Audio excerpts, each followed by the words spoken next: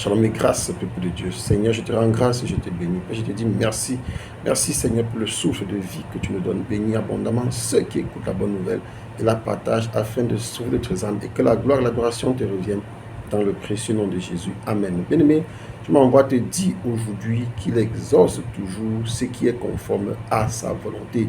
Donc, le Seigneur nous dit dans sa parole que chaque chose que nous demandons, nous devons demander en son nom et croire que nous l'avons reçu.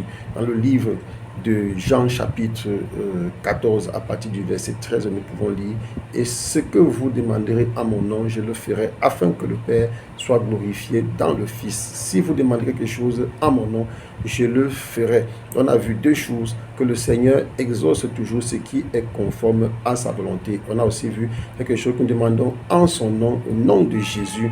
Oui, nous devons croire que nous l'avons reçu et nous la recevons. Nous devons croire. Pourquoi? Parce que le Seigneur a besoin de notre foi. Nous avons dit que le Seigneur était le consommateur de notre foi. Le Seigneur a besoin que nous croyions en lui, que nous croyions en ce que nous demandons quelque chose, tout ce que nous demandons en son nom, que nous l'avons déjà reçu. Le Seigneur agira. Mais cependant, est-ce que c'est tout ce que nous demandons au nom de Jésus qui sera exaucé? Est-ce que c'est tout ce que nous demandons à Dieu qui sera exaucé? Allons comprendre cela dans le livre de 1 Jean chapitre 5 à partir du verset 14. À partir du verset 14, oui. Il dit, nous avons auprès de lui cette assurance que si nous demandons quelque chose selon sa volonté, il nous écoute. Donc on voit ici que nous avons auprès de lui cette assurance. L'assurance est là. Donc, on veut dire que nous demandons avec la foi que si nous demandons quelque chose selon sa volonté, il nous écoute. Ici, il y a sa volonté. Oui, nous demandons beaucoup de choses à Dieu, mais qui n'entrent pas dans la volonté de Dieu pour nous. Nous savons que Dieu est notre Père. Et notre Père ne peut pas accepter que nous tombions.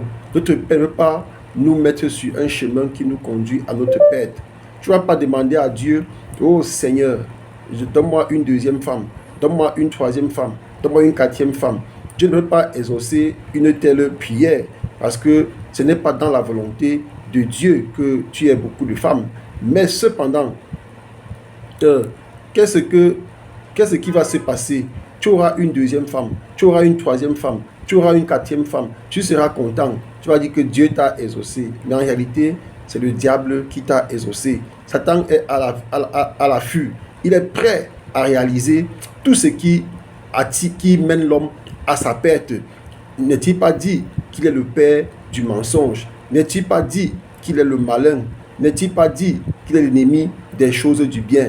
Donc je prie pour toi, bien-aimé, quand tu fais les demandes à Dieu, il faut toujours te rassurer que la demande est faite selon ta volonté. Ne te base pas seulement sur le fait que le Seigneur a dit « Tout ce que vous demanderez en mon nom, croyez que vous avez reçu, je le ferai. » Oui, il faut aussi que tu sois dans la volonté de Dieu. Et parfois, si tu demandes, oui, même si tu n'as pas pensé à la volonté de Dieu, parfois quand tu fais une demande à Dieu, tant que la demande n'a pas été réalisée, ne baisse pas les bras, ne dis pas Dieu n'a pas fait. Pourquoi? Parce que tu peux demander quelque chose en 2020 et Dieu réalise cela en 2030, 10 ans plus tard. Pourquoi? Parce que ce n'est qu'en 2030 que tu es prêt à recevoir la chose. Ce n'est qu'en 2030 que la chose te sera utile. Or, quand c'est Satan, il est prêt à te donner directement la preuve. Quand les gens signent avec le diable pour avoir l'argent, tu signes aujourd'hui, au même moment, les mallettes d'argent, au même moment, l'argent est déjà là. Mais notre Dieu n'agit pas comme ça. Bien aimé, ce que Dieu te donne directement, c'est parce que en ce moment-là, ça va te servir. En ce moment,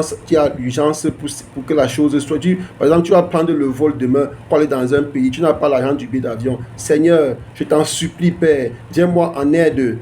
Donne-moi ce billet d'avion, Père. N'as-tu pas dit que tu es mon Père? N'as-tu pas dit que tu es le Dieu de grâce et de bonté? Dieu va te donner le billet d'avion. Mais cependant, il est important que tu saches que quand Dieu n'a pas donné, si Dieu n'a pas donné, peut-être c'est parce que ce voyage-là peut être un voyage à risque pour toi. Il n'y a que Satan qui est prêt à donner directement ce qui va détruire les enfants de Dieu. Donc je prie pour toi, bien-aimé. Désormais, quand tu fais une demande à Dieu, si la demande n'est pas encore accomplie, ne te dérange pas. dis-toi que peut-être le Seigneur n'a pas donné parce que ce n'est pas le moment ou bien parce que cette chose ne sera pas utile pour toi en ce moment-là. On voit beaucoup de jeunes filles qui disent Seigneur, donne-moi l'argent, je veux faire comme ça, je veux faire ceci, mais quand tu donnes l'argent, elles courent acheter des robes qui la montrent dans un.